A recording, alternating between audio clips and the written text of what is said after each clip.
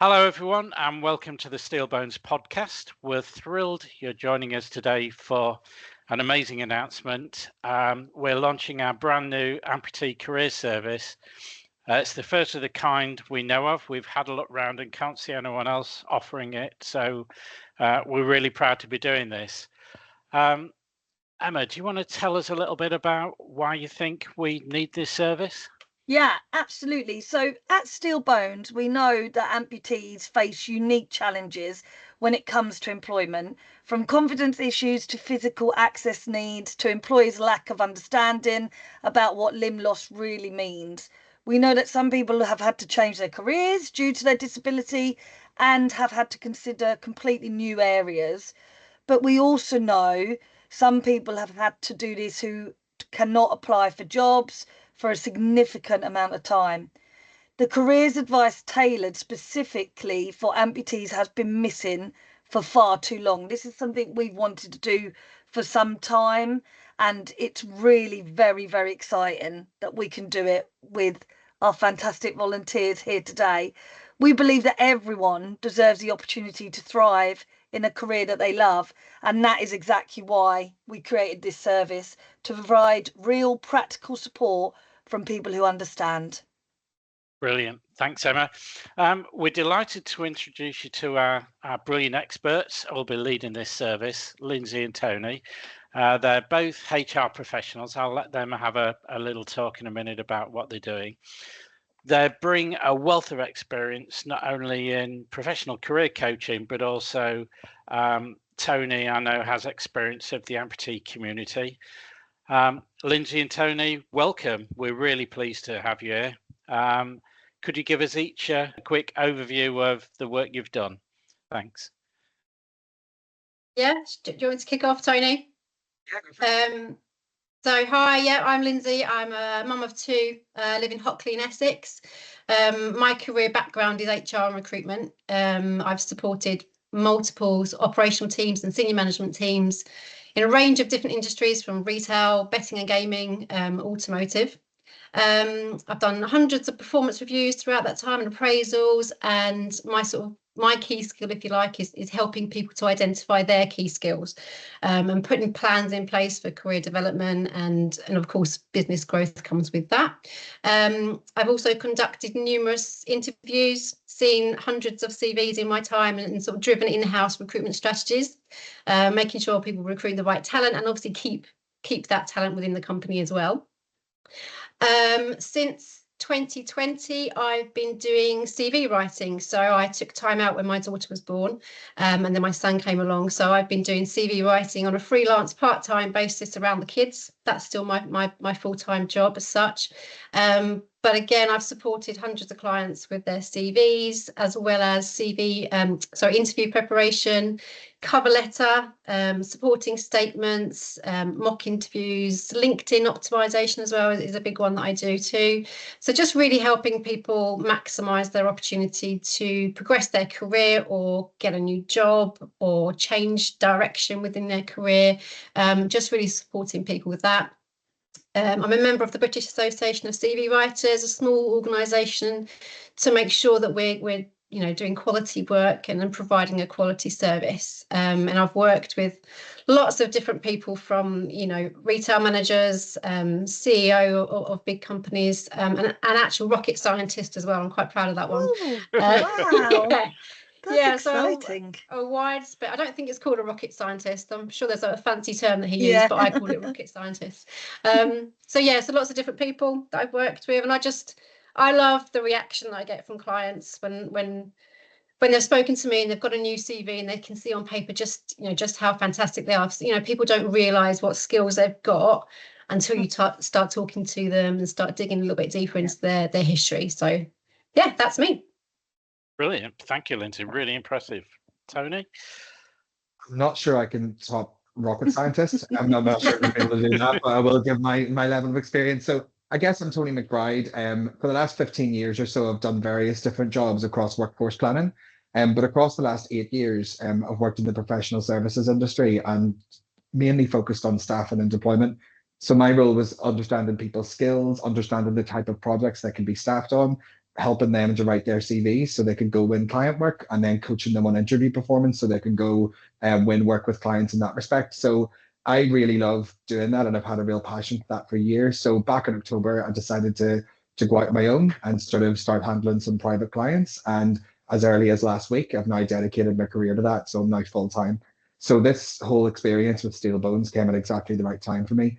My mum is an amputee, and she was involved in a car bomb in the IRA and many years ago before I was born, and she lost her foot, finger, and eye in that incident, and she also lost her confidence and her ability to be able to go back to work. She's now 72, so it's too late for her in terms of this kind of service, but she always would look back, and I sort of reflect on it and thought, what would be different if someone like this service was available to help and support her? So I honestly was scrolling LinkedIn one day, looking at jobs for clients, and then this came along and went, how does this exist? So I'm delighted to be part of this, and I'm really looking forward to seeing how we can support people on this journey. Brilliant. Thank you very much, Tony. In your experience, what are the biggest challenges amputees face when it comes to restarting a career or continuing a career after losing a limb? I think for me, there's two answers to that really. One is kind of the starting a career side, understanding what is the suitable jobs and what are the things that people might be able to aspire towards is one of the key things that you need to do regardless of those circumstances. So trying to have a think of what is best suitable and has the transferable skills to work through. And then equally considering what type of adjustments might be needed for the type of career path that you want to choose. It's important to kind of understand exactly what direction of travel you want to go in, but equally, what limitations might there be and how do you need to sort of rise above those and work and use them to your advantage. Equally, be brave and be curious is kind of the key thing if you're starting out your career. No one knows exactly what they're doing at the beginning of their career, and it's very rare that anyone starts in one place and retires in the same place. You go, you learn what you do, you don't like it, you move on and realize what the next step is. So just be brave and curious whenever you're starting your career, I would say. I think that's a great point, that Tony, because when I look at my career, I did masses of different things, and where I ended up in my career, you would have never chosen to go the route I went to get there, really. But I think it's right. You do have to take an educated risk, don't you, occasionally in your career to grasp something new and go for something different that you've always really fancied doing, and it's not always best just to carry on the safe path, is it? Definitely not. I think ultimately, if you're shooting for doing the kind of things that you enjoy doing, then that's where you're going to kind of thrive.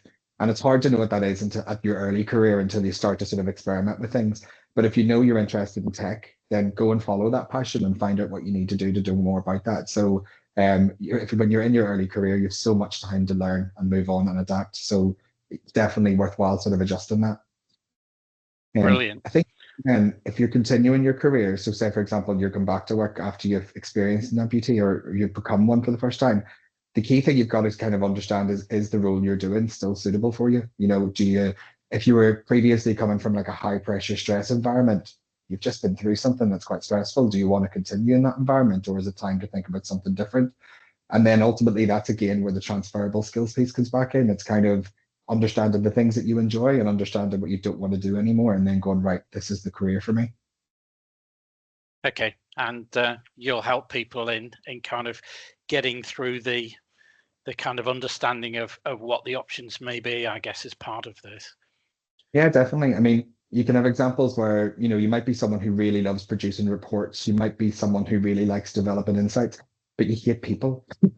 We've got people who are like that. You don't want to interact with stakeholders. You kind of like to be in the background. You're a data analyst and you don't even know it. So it's kind of understanding those kind of nuances and what kind of career you can try and drive so you can do the things you love. And we're here to help with that, definitely. Brilliant. Thanks, Tony. Many amputees have to take a career break. Obviously, they have, quite a period of time off, probably through illness or an accident or whatever. And they can't always immediately pick up the same career. How would you recommend positioning a career break on a CV or job application if someone has, say, a year or two out of work due to illness? You've definitely got to acknowledge it and be honest. And put the focus on what you've achieved during that time. You know, what have you been doing whilst on that break? And it may be that, you know, obviously you have been poorly, you've been adapting. But, you know, the main thing, you know, after being an amputee, you've been adjusting to life, a new way of life now, which means that you've enhanced and maybe learned new skills, you know, such as resilience, you know, bouncing back from trauma is a massive one, you know, adaptability. You know, you're learning how to do new things with restricted physical capability potentially now. Patience, you know, you're enhancing your patience skills with yourself and I'm assuming with others as well. Networking and communication, you've enhanced those sorts of skills, talking to professionals, talking to other amputees, networking with people now to learn more about, you know, what you can do going forward. Researching skills is another one that you've probably enhanced as well during that time, you know, finding support like Still Bones and finding charities and finding answers to your questions that, you know, you've gone online for, you talk to different people to get answers about different things. You know, you've been enhancing your skills even if you probably don't think you have. And that's where Tony and I will come in. You know, we will really focus on, right, what have you been doing? You know, really sort of highlighting just, you know, the type of skills that you've got now and that are really valuable in the workplace. People will be, you know, really looking for those types of skills from people. You know, you might have been doing some voluntary work potentially. You know, work is work, whether it's paid or unpaid. So pop that on your CV. You know, who have you been working with? What have you been doing? You know, I do. Some of my clients have been caring for elderly relatives or disabled children, for example. And whenever I ask them, okay, so what have you been doing over the past couple of years? And that little word of just comes into it. Oh, I've just been caring for my dad, or I've just been looking after my little one. You know, full-time parenting comes up a lot. And I deal with a lot of people returning to work after full-time parenting. And again, so I've just been looking after my kids. Well, that's a massive job that you've been doing. And again, there's lots of skills included there that we can, you know, really concentrate on with regards to writing your CV or doing a job application. So there's lots and lots of skills that you probably don't know that you've got. You may have done some online courses or training or learning. You know, have you been reading industry publications, for example? Have you been going on any sort of webinars or online seminars or, you know, group sessions? What have you learned? What have you done? Pop them down on your CV, because all this shows that you are the type of person that is continually developing yourself and learning new things. You know, you may have been going from hospital appointment to hospital appointment, you know, and having no time for anything with regards to learning or voluntary work, but you have been learning new skills. And again, like I say, that's where Tony and I will come into this and really show you what you have been learning and doing whilst you've been out of full-time employment as such. Brilliant. I know in my past career, you're always painfully aware of any shortcomings you've got, but you it's not always front and center of your mind, the skills that you do have, is it? And that's the beauty of what Tony and I do in our day-to-day jobs. It's helping people realise their potential and helping people to discover just how great they have been and can be going forward. And, you know, sometimes you forget that. And we're not very good at, you know, shouting from the rooftops how fantastic we are we? It doesn't come natural to most people. So that's sometimes why you need a third person coming in and just, you know, talk me through that, you know, asking lots of questions. What did you do here? So, you know, how did that work?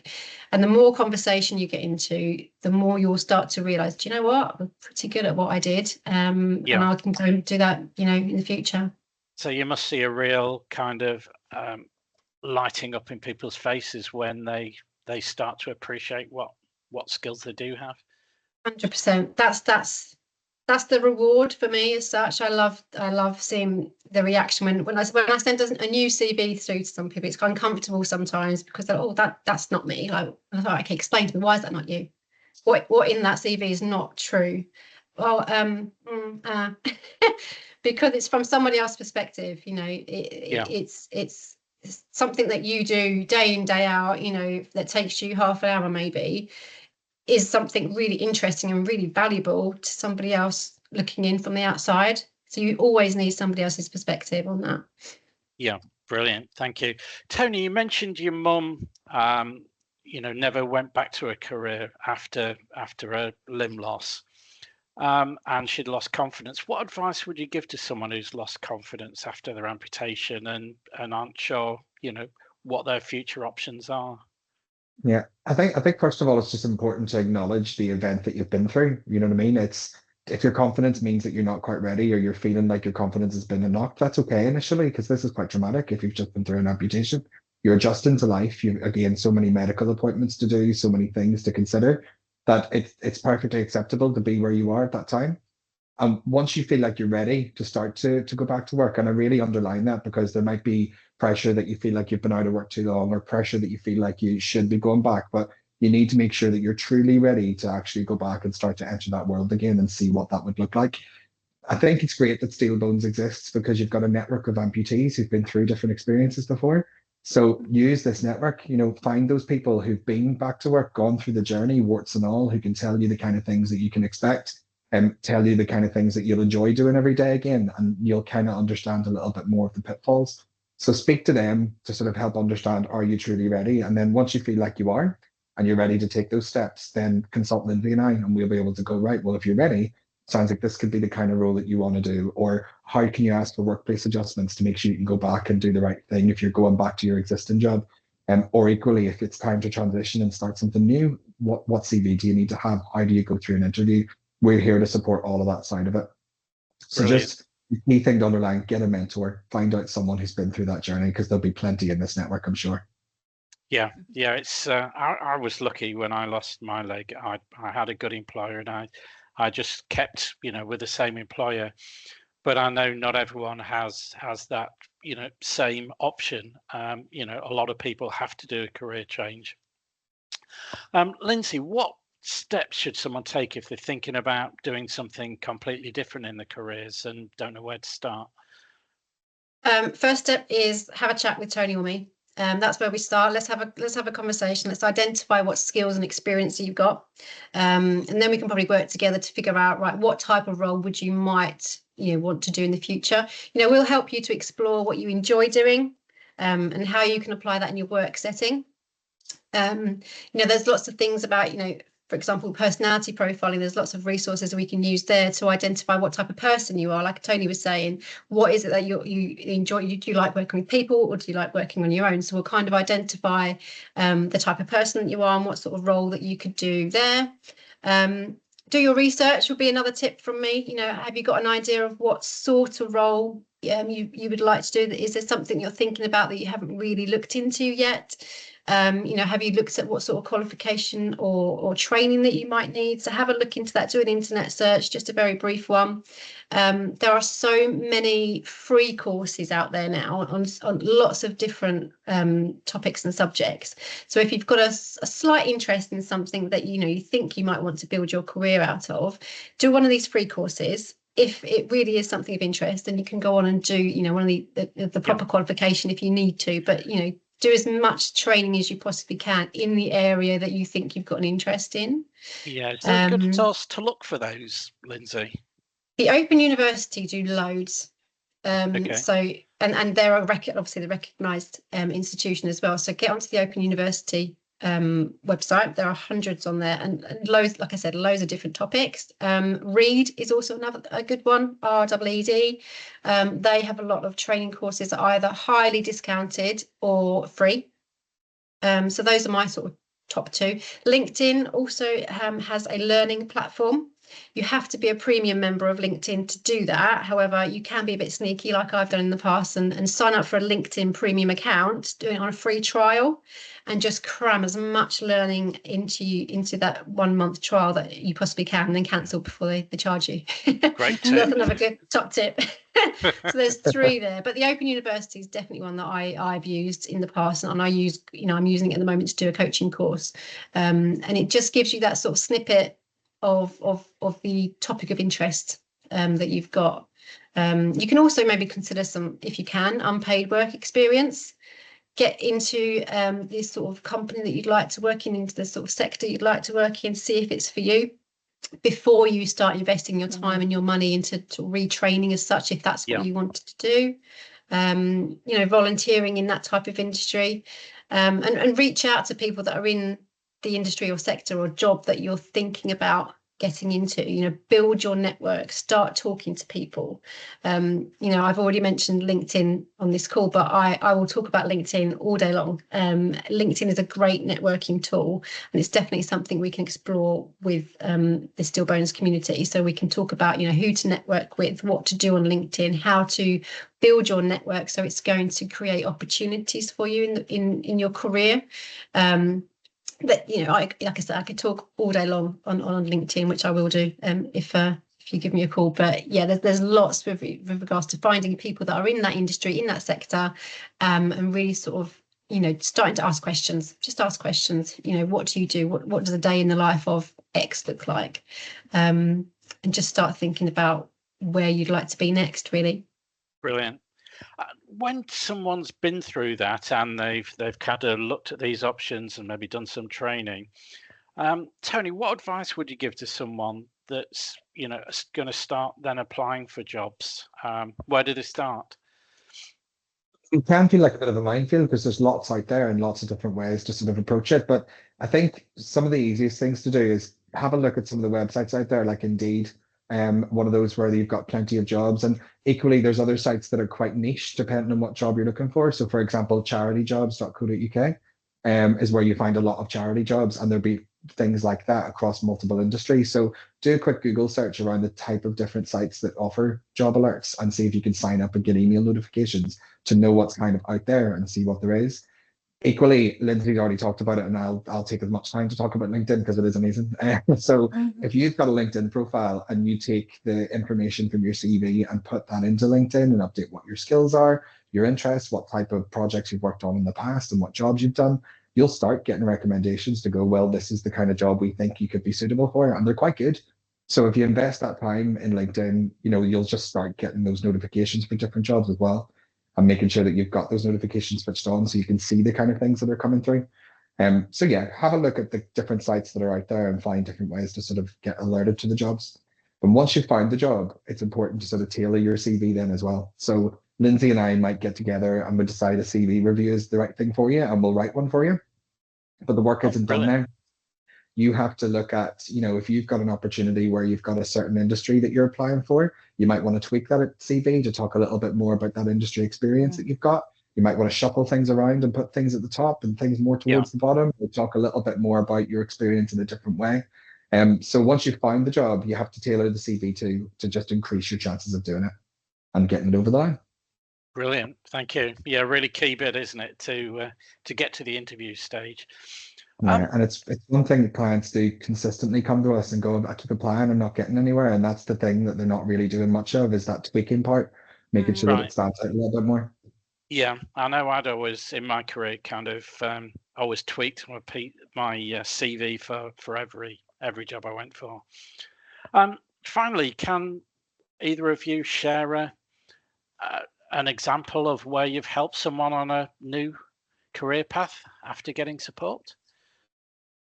Yeah, I had recently I worked with a lady who was returning to work after being a full-time parent. She had 5 kids.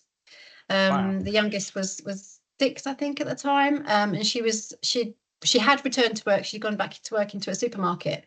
A job that she hated, working silly hours, really unsociable hours. She was also going through a messy divorce as well, so it was a bit of an emotional one. She was kind of at a bit of an all-time low, if you like, and she just got to the point she needed more from her life. As such, she needed to look after herself better, but she obviously needed that sort of routine. So we sat down, we started to look at, what is it that she enjoyed. She was working in a supermarket, unsociable hours. She was going through a divorce, so really quite low in her life, and she just got to the point where she wanted more. She needed to look after herself a little bit better. So we sat down, we started to have a look at what she was good at, what she enjoyed, and obviously having 5 kids, she's a bit of an expert in childcare. So she sort of started to think about, she could give something back now. She's got all this knowledge, this expertise as such. She started to have a look at qualifications that she needed to do. So we built a CV together, which really focused on the skills that she needed with regards to bringing up children. And yeah, she sort of flipped it all around, built her a specific childcare friendly CV as such. She secured a couple of interviews with local preschools. She's signed up now onto a childcare qualification, and she's working in a local childcare setting. She's got a stable employment now. She's got better hours, but more importantly, I think for me and for her is that she's got a life back as such. She's eating healthier now, because before she was just grabbing a snack during shift times, working on sociable hours, but now she's actually sitting down with her kids, having meals together. So it was a bit of a life changer for her. Yeah. But again, it wouldn't have happened unless we'd sort of sat down together and really thought about, right, what is it you enjoy? What is it that you're good at? And how can we mesh those two together? And that's where the conversations come in. And she's really enjoying her career now, Lindsay? She's loving it. She really is loving it. You'd think after 5 kids she'd want to steer well clear. Yeah. Anything like that. I think I would. Yeah, I bet. But she loves it. And she's got all these top tips and all this expertise now to share. And she gets the reward that she gets is the feedback from the parents and how well the kids are coming on. So she's really enjoying it. So that's one of my success stories that I always talk about, because it's one of the ones I'm proud of, and it's changed her life as such. It can make a huge difference to people's lives, if you get the right career, can't it?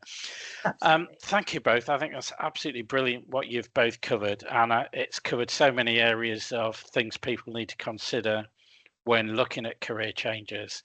Emma, could you just kind of cover how someone gets in touch with us and how they would kick this off?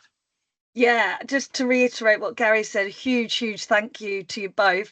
And it's funny that you both mentioned LinkedIn, because that's exactly where we met, isn't it? Yep. So we did an advert and put it out there, and you two wonderfully responded. So yeah, it's huge. LinkedIn is powerful. Wouldn't be happening without LinkedIn. So thank you so much.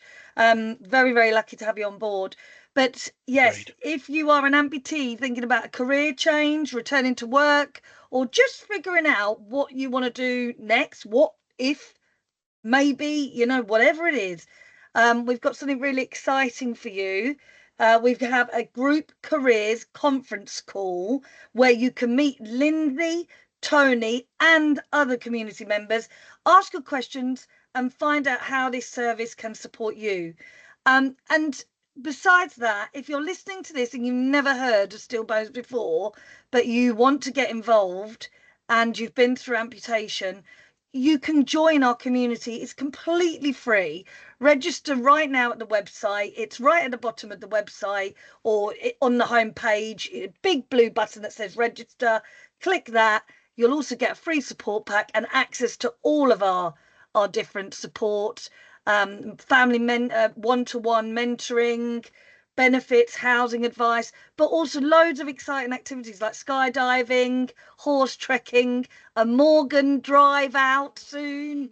There's all sorts, I'm telling you. So if you're not a member, please join us. We'd love to have you as part of our team. Really, we're a big team all together. Spaces are limited for this careers guidance program.